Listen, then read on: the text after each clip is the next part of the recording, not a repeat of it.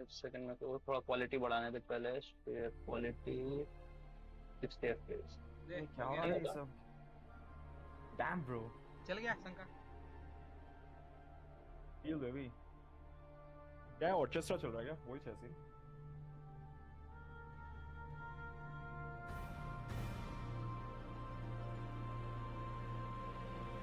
यार ये भी म्यूजिशियन बन गया क्या?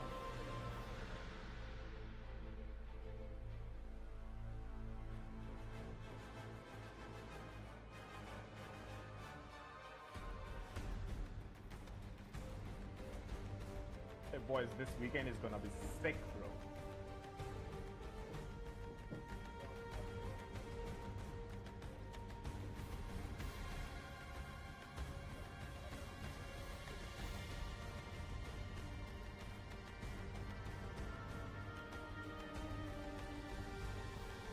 Hey, Shanky. Yo, good morning.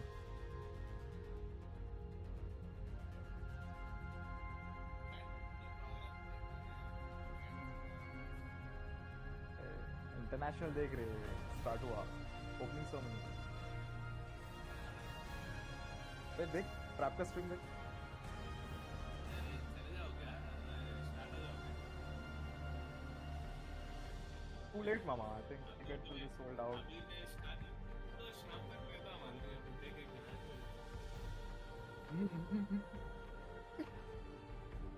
बुड्ढे के गानों क्यों दे रहा है भाई?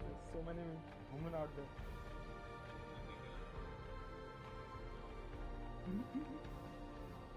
ये मैं तो कभी समझ नहीं आता मामा, like what is it doing bro? क्या बोलते हैं उसको?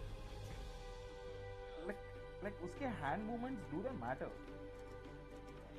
Like why is he there man? He's the क्या बोलते हैं इवेंट मैनेजर। देख I've been to one of these events, ठीक है? जो जो वो जो रहता ना म्यूजिकल नोट्स वाला जो जो रहता इनके पास, वो सबका सिमिलर है मामा, सबका सेम है। मगर बुड्ढा जो नीचे देख के कर रहा ना, ऐसा ऐसा जो बुड्ढा कर रहा ना, वो सबके सामने है मामा। तो ये बुड्ढा बुड्ढा क्यों रहता है? समझ नहीं आता।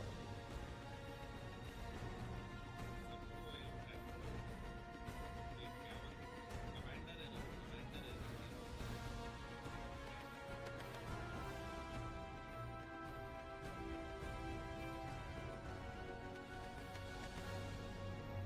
Once,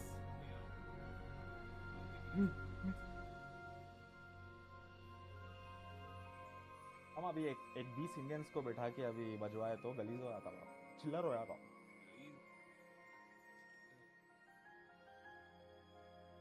अभी भंगड़ा करे तो कैसा रहता? भंगड़ा। ये जो हो रहा ना मेरे घर के पास है तो ओपेरा हाउस बोल के अब इन उसको लोग को डोटा की ट्यून बजानी थी ना ऑफिशियल, ये लोग क्या बजा रहे हैं? तो बजा रहे बात।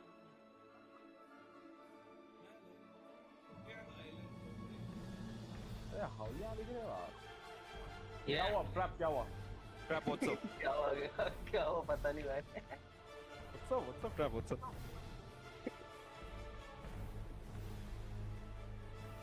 Was that miracle? Oh my God, क्या लेजेंडरी लगता होगा बे वहां पे जो बैठे होंगे उनको। मां तू समझ रहा? अरे आई हैव नो आइडिया बाप। शैंकी तू क्यों मिस कर रहा है भाई? तू क्यों कर रहा है? संडे जाओ। हाँ मामा फाइनेंस तो चल रहा, बट क्या मतलब चलेगा फाइनेंस तो चल रहा।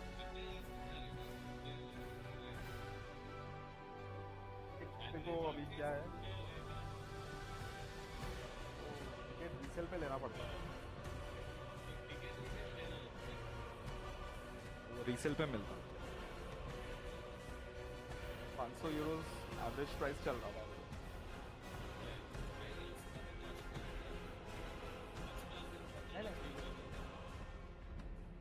आ गया देख क्या हुआ। क्या ट्रैप? अब आया आया कि नहीं आया म्यूजिक? हम्म। बीजीएम है बीजीएम। हाँ हाँ हाँ हाँ। पकड़े पकड़े। अरे हाँ। क्या हो गया? अरे आ गया आ गया। क्या The कर रहा worst part about this is कि ये सब होने के बाद अभी स्लैक्स आता है यहाँ पे और गन फैलाता हुआ था। है? ऐसा मैं जाकर बात करना उससे इंडियन गार्ड के बैंक मत तेरे को स्लैक्स अभी तू गया समझ और तेरे को स्लैक्स दिखा क्या करेगा वो? I want you to do something सिखा मामा। के आ जाएगा। हाँ उसको बहन चोद सिखावा। बैंक चोद सिखा के आएगा।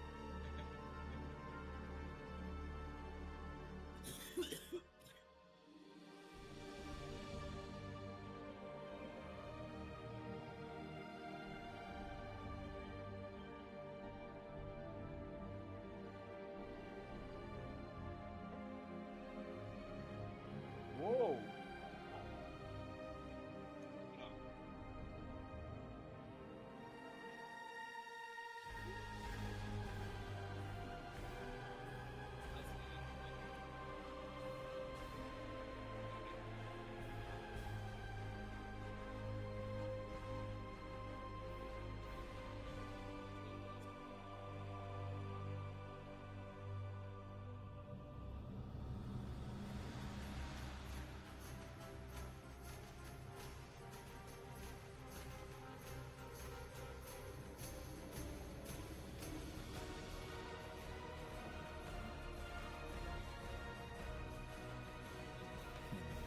The course of fate's meridian is broken. Let's go. An inflection point arrives. Those who see the true shape of the system might step forward to defy all forces of opposition, to inscribe their own names into the cosmic record, and decide for themselves the course of things to come.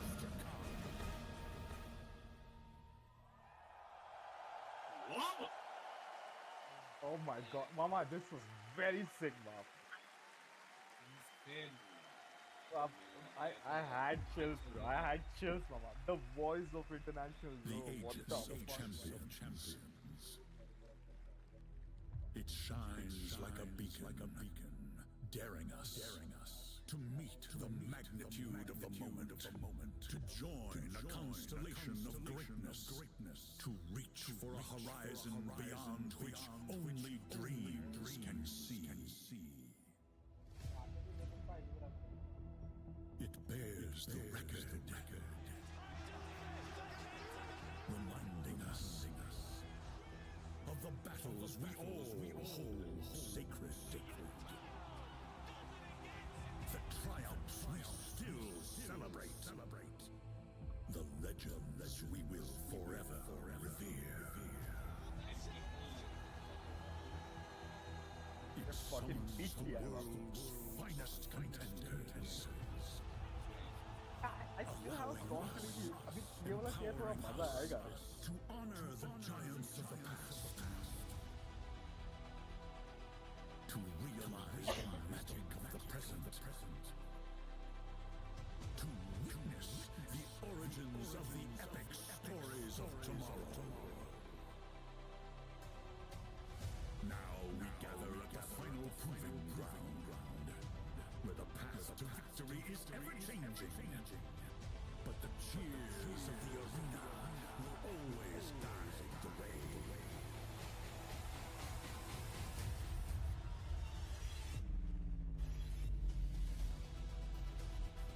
The Aegis of Champions arrives in Hamburg, Germany. A beacon of challenge that भाई ये अर्शेकर जिसकी voice है, अर्शेकर की voice वाला बंदा है ना? Yeah. But okay, good. वो ये होता. ultimate glory. ये मैं ऐसे करके Sees immortality.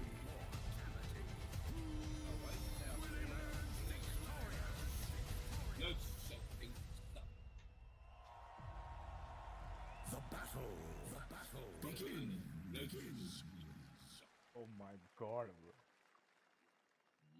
First match जी का रहने वाला And है। now introducing the finest Dota teams in the world. Heroic! Oh fuck. अब क्या वर्ड में वापस था? What the fuck?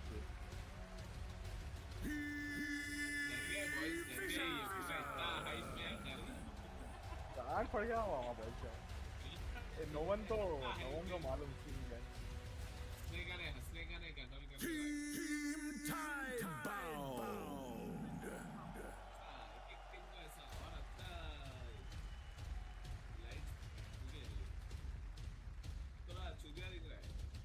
Team Felters!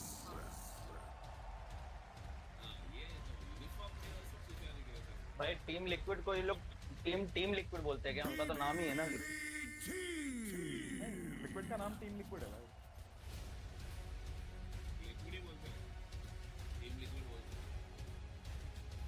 ये लोग टीम अपने आप ऐड कर रहे हैं ना उसमें। Enigma Galaxy! बोला बोल। क्या हुआ क्या? नहीं अपनी ऐड किया, क्या हो गया? क्या हुआ? अरे उन्होंने फर्ज है मामा फर्ज का वर्ड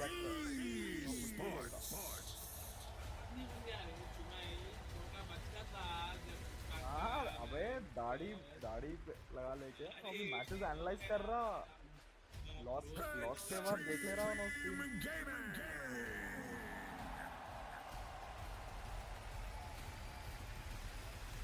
कैसे खड़ा देख बीच वाला आमेन बीच वाला आम है क्या लास्ट वाला राइट बीच वाला लास्ट वाला वो मोटा जिंक्यो था। अबे लोग पैदा हो रहे हैं क्या भाई? ऑटोमेटिक देख रहा है क्या? खड़े नहीं है 2 स्टेज पे भी आ जाएंगे instant.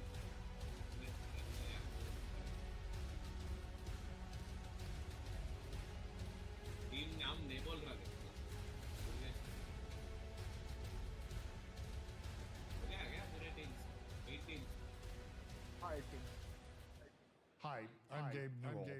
Hey! 14 years ago, we had the first international in Cologne, Germany. For me, that first international was awesome. It was awesome to see the skill of the players and the enthusiasm of the community. Before that first international, I really enjoyed the game. But after the international, I loved the game. It's not just the game I love, but the community.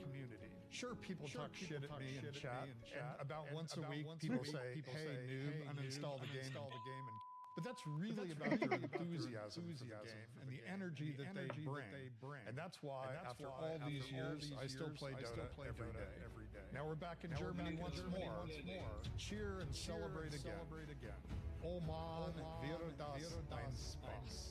To all the Dota fans who've been with us from day one, to those of you who've joined us along the way, and to any of you who are tuning in for the first time, welcome to the International. गेवन German है क्या Ladies and gentlemen, you heard the man. Thank you so much, Gaben. Welcome to the International 2025 Hamburg! उनका reaper मारना छोड़ेगा आज The International started here in Germany in 2011, and in the past 14 years we have witnessed some of the most iconic moments in esports, and along the way inscribed 55 different names onto this Aegis.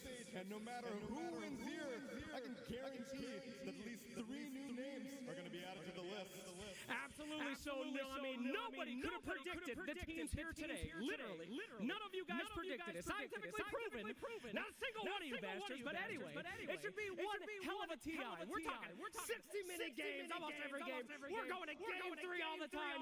Ladies and gentlemen, this is shaping up to be one of the greatest TIs of all time, baby!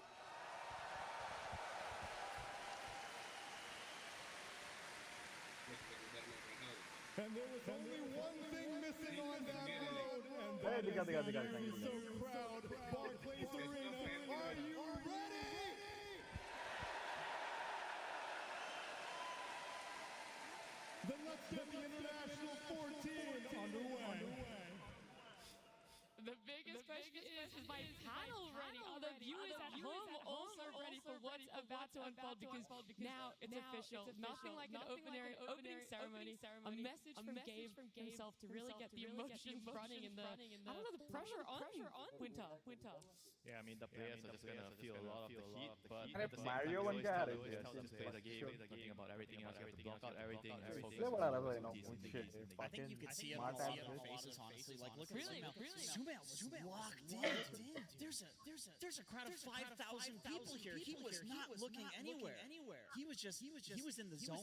He was like envisioning the Dota game in front of him. And they went crazy for Nick Galaxy and Extreme Gaming, but I also like the way he was fully focused. Like, I don't think he was just seeing that Aegis fully focused on it. He wants to lift it. Yeah, I feel like he definitely has to be one of the more locked-in players, right? 'Cause even though all 8 teams are playing today, he's up first, right? Extreme. He definitely knows a thing or two going to the last day. So he is definitely going to want to change the story this time. Yeah, and I'm sure that's also why he, was locked in the way that he was. The rest of his team as well, though, also standing up there with him. Q, I just can't look past Q and have Giddy looked up there. You can't. The whole team is so important. But we will talk about Ame because so much of the game is through him. I think there's an understanding of the meta that this team has that other teams in the break needed to look at to see what they're doing. In this meta, you have a lot of heroes that you just can't commit to a fight. There's Silencer, there's Dawnbreaker, there's Dazzle, there's all of these heroes where it's like you jump in, and they get saved. Right? The way that XG takes team fights is they have that vision advantage we talked about with the X-Nova D-warding, and then boom, Ame jumps in on one of these big burst heroes, kills one hero, and then they back off. They play as a complete unit, but in order to do that, in order for them to do those back off plays, he has to be these burst heroes, and I wouldn't be surprised to see other carry players adopting the Ame heroes into their pool.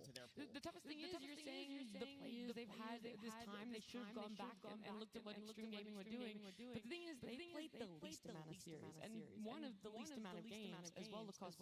So where are you even beginning to look at how to break down such a dominant team? You need to shut down Ame. In all 10 games that they did play, they last picked his heroes. So this is their win condition. That's And one what's of the up. reasons why Jenkins was talking about that Ame has this explosive game. He's playing these explosive heroes that can go in and shut down pretty much anyone. The burst, because we're seeing a lot of these longer fights. We're seeing a lot of these longer games as well. Extreme Gaming is a team that is a bit slower on the side. Like they have 3 games over 60 minutes. They did play that 78-minute game against Falcons, which they did win. They did win all 3 of those games. So a bit of a slower team compared to Tundra, who is a bit of a faster. I think they're slow because they pick and choose their fights really well, and they always have multiple ways to win a team fight. It's not just one condition. It's they give themselves enough conditions that if they get the vision, if they see an opening, that they can actually take it. But that requires an insane amount of synergy between the players on the team and trust. I mean, on top of that, I don't really feel like it's just them being slow. I think the meta is slower as well. So it's not like they're intentionally trying to play slow. The game just feels more natural when you're being more patient, taking the objectives, and you have team fight. You don't really worry so much about, if I lose the lane, I don't have anywhere to go on the map because the map is just so big right now. I think the map is big, and also let's just once again, there's a lot of elephants in the room. Talk about. When there's 2 Dominator creeps running around cutting creep waves, it takes a while to push towers. There's no creeps taking the backdoor protection off. You have to kill the creep first. Tiger International खेलने के लिए try करा आप कल रात. Then push the towers. It's a 3-step process. International It's not exactly easy. उसको खेल गया आप. I mean, it kind of incentivizes heroes that can kill off the creeps, right? You've been saying to me that that's why Nature's Prophet's good, because you can kind of TP in from anywhere and you can kill the creep, deal with the problem without moving too many heroes to one side. देखा तू Nature's Prophet उस creep का counter है बोले तो इन्होंने Nature's Prophet pick करके वो creep बना रहा मामा. The heroes that can actually kill the creep are carries, and you don't want your carry wasting a very long cooldown TP scroll to go somewhere and kill the creep. So a hero like Nature's Prophet that can just do it for free on a 20-second cooldown, that's great. And by the way, the creep can't get a Quelling Blade. It can't get out a Sprout, so that's really nice. Another reason that Nature's Prophet is overpowered. There's not enough of those in today's day and age. Well, look, who really knows, right? Sometimes we think something is overpowered, we let it through, we don't actually see the result we expect, and something we can expect, though, is for our series to start very soon. We've already seen our teams out on stage, but now we want to welcome them to the stage. We want to bring them out, put them in those booths, and of course, we're going to start with our very first team, Extreme Gaming.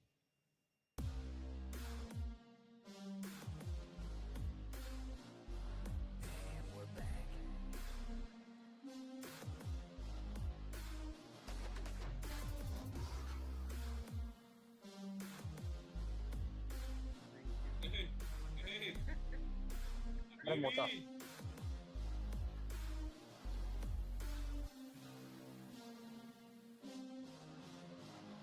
हाँ हमें भी ऐसा लग रहा है हमें को जबरदस्ती करवाया भाई इन लोगों ने मालूम है क्या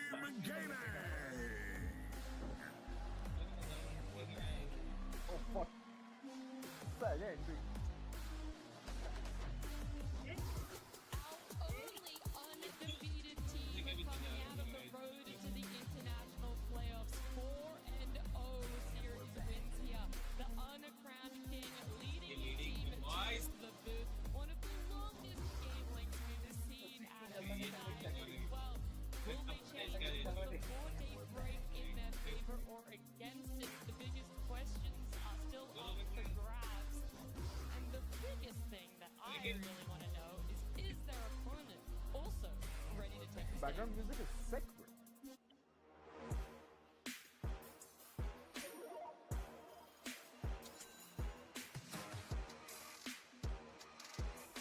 थोड़ा क्रिंज नहीं लगता होगा भाई इन लोग को ऐसे हरकतें करना Choose wisely and crush those responsible. God, 30 views.